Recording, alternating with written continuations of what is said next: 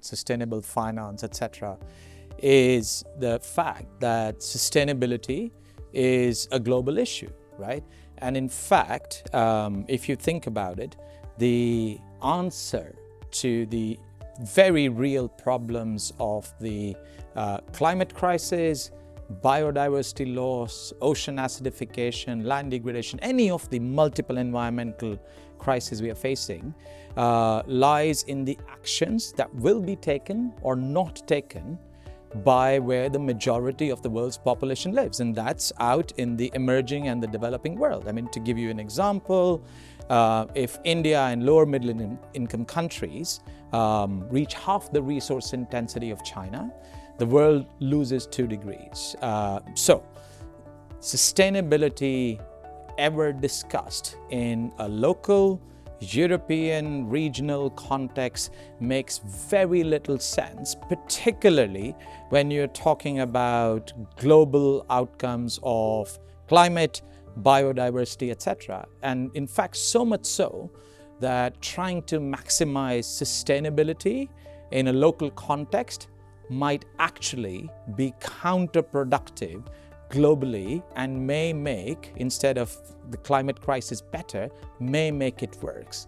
A classic example of that is by trying to pursue local investments in climate, in high ESG outcomes, etc., you might be biasing the financial system, as some of the EU regulation does, against investments flowing to the low and lower middle income countries part of the world that have on average lower ESG ratings, despite the fact that that is where the structural shortage of capital to make investments in mitigating climate change, in adapting to climate change, in protecting biodiversity are most needed. So it's very important that any discussion on ESG, impact sustainable finance, takes that global view.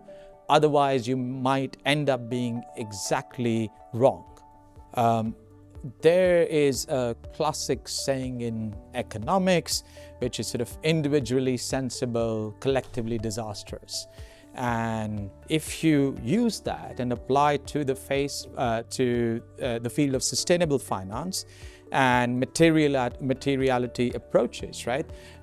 You have a situation easily where everybody trying to minimize their E, S, and G risks, their contribution to those, and also the risk of reputational loss can very easily lead to an outcome where, in the pursuit of that narrow risk avoidance, we keep money away from exactly the lower middle income countries and the difficult, challenging environments where our every additional euro can have the biggest positive environmental impact.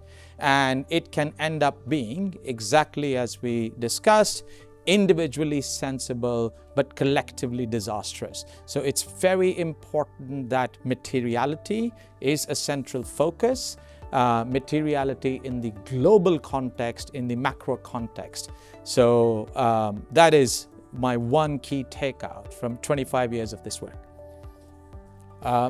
If you look at the field of sustainable finance, a success story that is often touted is green bonds. It's by far the single biggest instrument, and there's been more than $1 trillion, sort of approaching $2 trillion of issuance.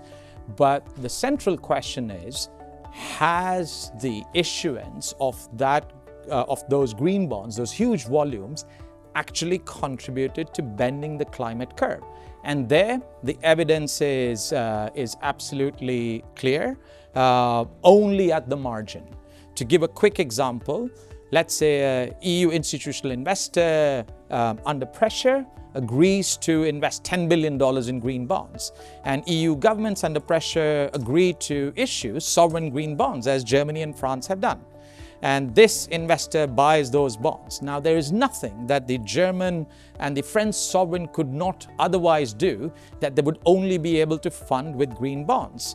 So you end up with this situation where two parties claim credit for being green, and nothing has changed compared to business as usual on climate. A much better way would be to reset the instrument to be a primary instrument for mobilizing capital for those parts of the global economy that are structurally short of capital, where the ability to issue a green bond or not will be genuinely determining whether a renewable energy project happens or not. And that is, to give an example, if Nigeria managed to issue $1 billion of sovereign green bonds to fund a renewable solar project, that project would not have happened without those green bonds. If Germany does it, that project was going to go ahead irrespective of whether those green bonds were issued or not.